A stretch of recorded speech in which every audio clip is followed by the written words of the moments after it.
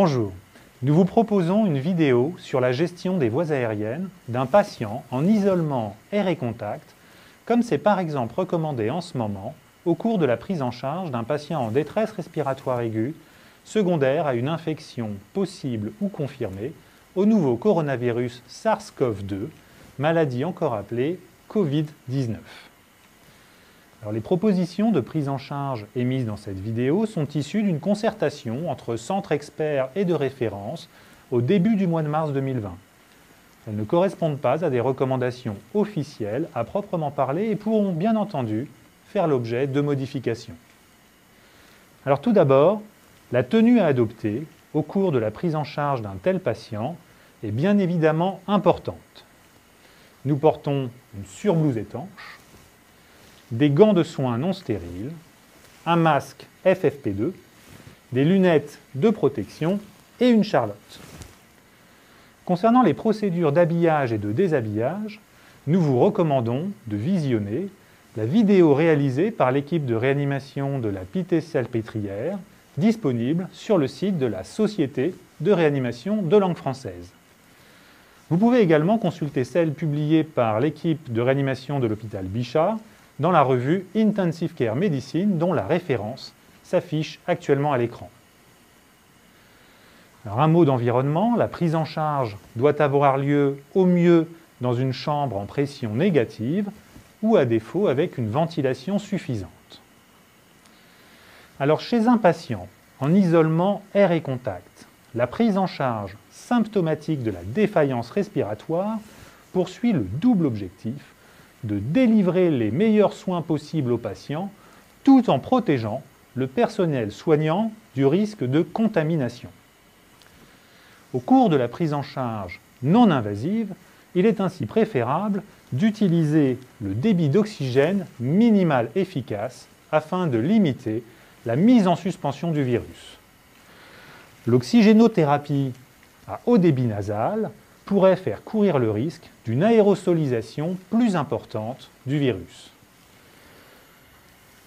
Pour les mêmes raisons, la ventilation non invasive doit être réservée à ces indications reconnues, comme la décompensation de BPCO ou l'œdème aigu du poumon cardiogénique. Rappelons que la pneumonie virale ne fait pas partie des indications reconnues de la VNI si elle n'est pas associée à une décompensation de pathologies chroniques, respiratoires ou cardiaques. Alors si le patient nécessite le recours à la ventilation invasive, voici ce que nous vous proposons. Tout d'abord, il faut préparer l'intubation, c'est-à-dire préparer l'ensemble du matériel d'intubation avant d'entrer dans la chambre. Pour ce faire, il est recommandé d'utiliser une checklist. Pour humidifier les gaz, préférez le filtre échangeur de chaleur et d'humidité à l'humidificateur chauffant. Mettre aussi un filtre échangeur de chaleur et d'humidité sur le bas-vu. Équiper le ventilateur de filtres anti-infectieux au niveau des valves inspiratoires et expiratoires.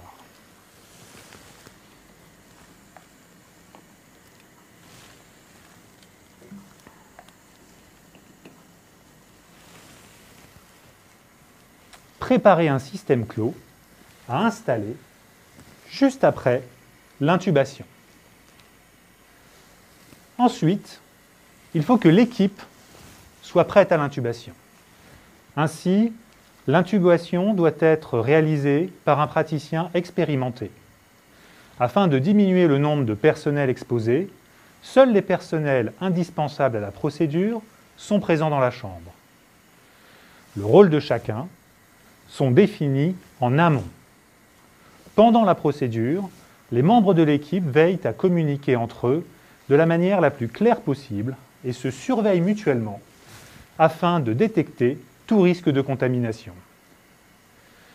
Maintenant, concernant la préoxygénation, si le patient est très hypoxémique, il peut être bénéfique de sécuriser la procédure au moyen d'une préoxygénation par ventilation non invasive. Si vous décidez de faire ainsi, nous vous conseillons d'observer certaines précautions, car la ventilation non invasive expose à un risque plus élevé de contamination des soignants. À l'initiation de la VNI, il faut respecter un certain ordre. D'abord appliquer le masque, puis démarrer la ventilation.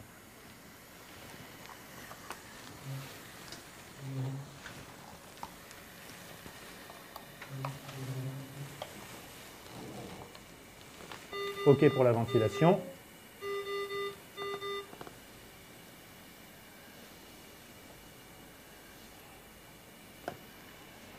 L'étanchéité de l'interface est assurée par un membre du personnel.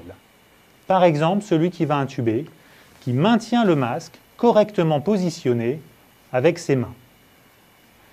Le ventilateur est réglé de la manière suivante. La FiO2 est à 100%. Les pressions d'insufflation sont modérées afin d'éviter le risque de fuite. Par exemple, une PEP à 5 cm d'eau et une pression d'aide inspiratoire à 10 cm d'eau. Il est inutile d'enclencher le mode VNI. Rappelons que 3 à 5 minutes de préoxygénation sont suffisantes. Peux-tu induire le patient, s'il te plaît ?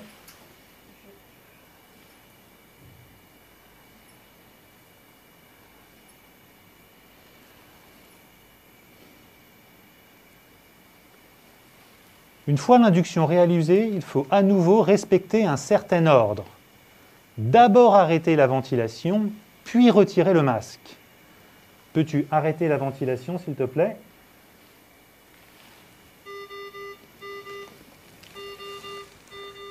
Après l'induction, il faut éviter de ventiler au bas-vu, sauf bien entendu si le patient désature au cours d'une intubation difficile.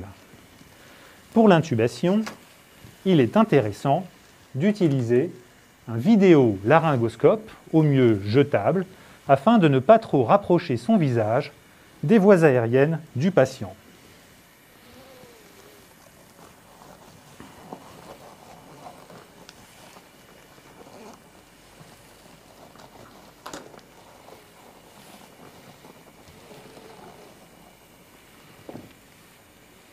Merci.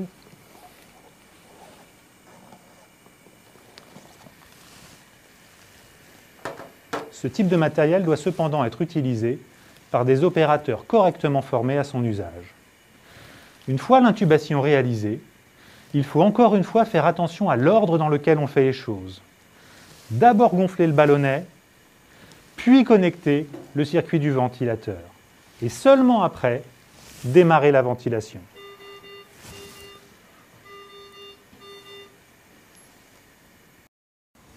Après l'intubation, nous vous proposons les règles suivantes.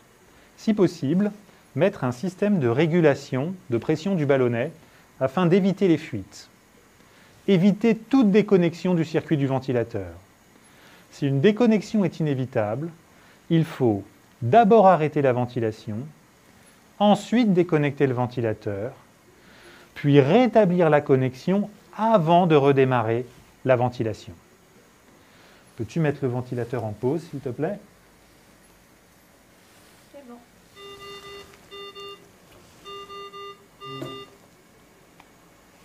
Peux-tu redémarrer la ventilation ? Si le patient est très hypoxémique, il peut être commode de réaliser une pause téléexpiratoire pour arrêter temporairement la ventilation. Peux-tu réaliser une pause téléexpiratoire de 15 secondes, s'il te plaît ?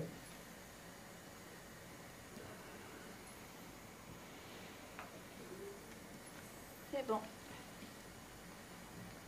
Nous allons en profiter pour installer le système clos. Nous pouvons arrêter la pause et redémarrer la ventilation. Voilà pour le reste. Nous vous recommandons bien sûr de suivre les principes de la ventilation protectrice et les recommandations de prise en charge du SDRA.